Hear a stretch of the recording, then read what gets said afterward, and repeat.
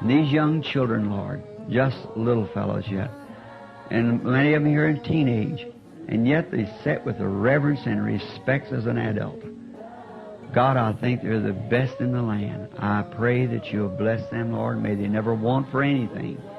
And may in the great kingdom beyond, when the family is all gathered together, I'm sure they'll be there, Father.